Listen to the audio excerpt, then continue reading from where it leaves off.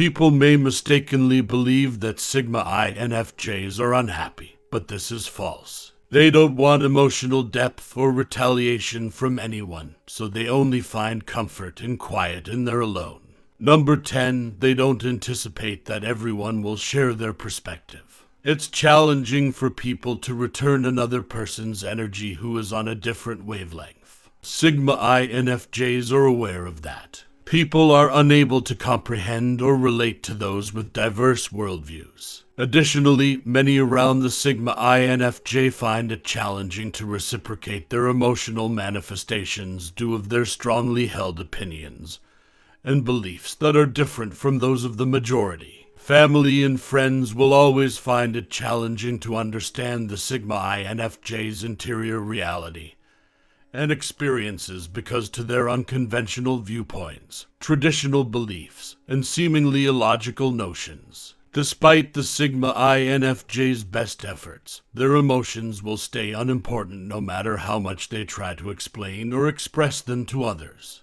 Because only a few number of people, most likely other Sigma INFJs, can truly comprehend them for who they are as opposed to how they had previously perceived them. Number 9. They don't anticipate that anyone will see past their front. It is undoubtedly challenging to comprehend someone without making assumptions. Digging deeper and going over the facts again is never simple. The majority of individuals will evaluate a person and misinterpret their intentions, but Sigma INFJs can listen effortlessly, gather crucial cues, and probe into someone's sentiments before making judgments. And when engaging with a Sigma INFJ, this makes sense. Because Sigma INFJs frequently express their thoughts and feelings in ways that differ from how they actually feel. Because of this, individuals are more likely to misinterpret their language and have a limited understanding of them.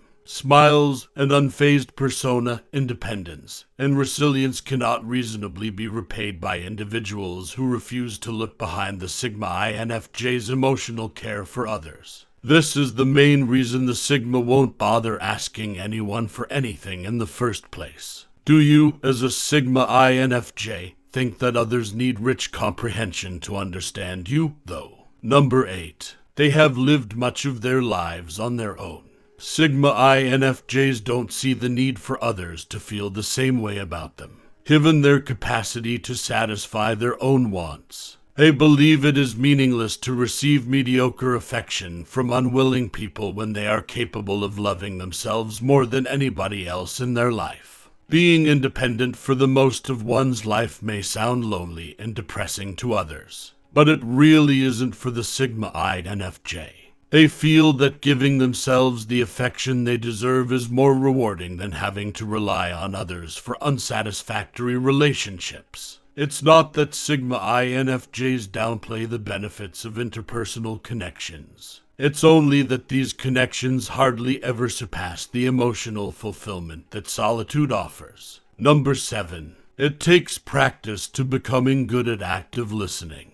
One Sigma, the excellent listening abilities of INFJs are among the hardest to duplicate. Instead of spending an hour reviewing their own individual experiences, they would like to learn more about other people. Unlike other individuals, Sigma INFJs wait their turn to speak. They don't wait to get their energy returned. Rather, they listen and sympathize because they want to. Instead of sharing their own opinions and interests, they would like to learn about others. They are the most self-assured and selfless of all personality types, and they really enjoy exploring the depths of other people's thoughts and reasons. They won't mind being an unknown or rejected member of the group.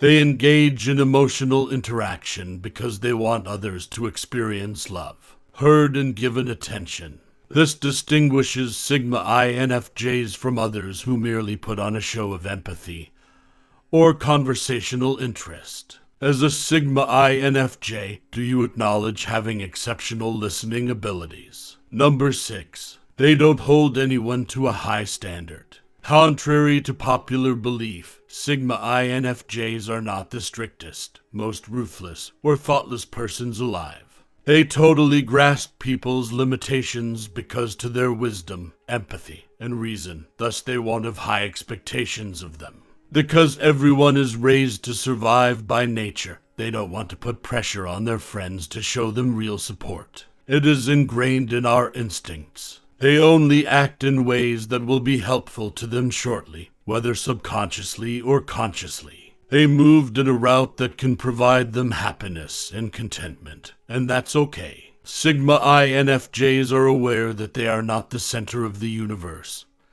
and never will be, and they should not place unreasonable expectations on others. They are only a little portion of the cosmos, and they share the same human need for love and affection as everyone else, which may or may not be satisfied by social relationships. Number 5. They are aware that the majority of individuals are focused on themselves. Undoubtedly, the majority of people are busy with their own businesses, relationships, reputations, desires, and feelings. They are so engrossed that they are no longer interested in finding out about the thoughts and experiences of others. Once more, Sigma INFJs are acutely aware that by nature, people prioritize taking care of themselves before anything else. And because fleshly wants inevitably lead to unwelcome tension and suffering, some people are by nature immensely self-absorbed. From there, the Sigma INFJ may comprehend why their friends can no longer afford to return their real care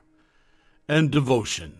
Because of the daily rush of life, everyone's world has started to center on self-promotion, individual superiority, and self-interest. However, because the interests of the Sigma INFJ do not fit inside the realm of the material, they are able to appreciate the beauty of others' emotional demands. They are curious about people's deeper tendencies and the reasons behind their emotions. But as a Sigma INFJ, have you ever put your wants before those of others? Number 4. They are accustomed to how people handle them. Sigma INFJs have coexisted in this world with individuals who represent a wide range of ideologies, modes of reasoning, life experiences, and perspectives. So it's understandable that they've grown accustomed to misunderstandings and disputes caused by the prejudices and biases of people. They have educated their minds and conditioned themselves to adapt to their environment, so they won't consistently react to this dramatically. Additionally, because of their high emotional intelligence, Sigma empaths will attempt to understand those who are unable to understand themselves. Number 3. For some, empathy is an excessive emotion. Most people can get by and resume coping with life by simply listening to others' sentiments. But for Sigma INFJs, love for humanity requires more than just listening and giving platitudes. It's about joining someone on their path to recovery and walking with them through their grief. Understanding another person's reality and feelings involves more than just validating them. It also involves feeling sad or joyful when they do. Some people can find empathy to be too much to handle. For Sigma INFJs, however, it is the absolute minimum. It is among the deeds that good people ought to perform for one another. Do you, as a Sigma INFJ, think having empathy is the absolute minimum? Number 2. They are aware that others don't always see things the same way they do. Sigma INFJs think it's best not to take it personally when others don't reciprocate their emotional depths. The idea is to have meaningful relationships, yet fighting for causes they feel aren't important drains them greatly. So they allowed life to flow naturally rather than forcing themselves into circumstances. It's because they are cognizant of the fact that everyone interprets and reacts to circumstances differently. Their worldview is impacted by their varied personalities, beliefs, experiences, and internal problems. And Sigma INFJs are aware that some of these elements are predestined and not the fault of the individual. Number 1. They can manage just well on their own. The problem with Sigma INFJs is that they are too independent to depend on anyone for anything. They aren't haughty or conceited, no. However, their inner world is so rich that they are no longer looking to society for validation and approval. They have the capacity to love themselves more than anybody else, to self-validate, to reflect, to be self-motivated, while others feel hollow beneath their charming persona. Sigma INFJs may appear unhappy, yet secretly they may be happier and more contented than the majority of their colleagues. Simply put, they are not required to publicly express these thoughts or share them on social media. Their daily sense of gratitude is indescribable, and they don't feel the need to continuously explain it to others. In our experience, those who are focused with materialistic interests can barely have this addictive. Have you always felt that being alone is preferable to being around those who misunderstand you as a Sigma INFJ? Sigma INFJs are mature enough to comprehend that no one else's attitudes, worldviews, and personal problems have anything to do with how valuable they are. Therefore, if certain people in their lives are unable to reciprocate their emotions, it's possible that they are unable to even love themselves. Are you an INFJ Sigma who agrees with this? Does someone's behavior toward others reveal much about how they feel about themselves?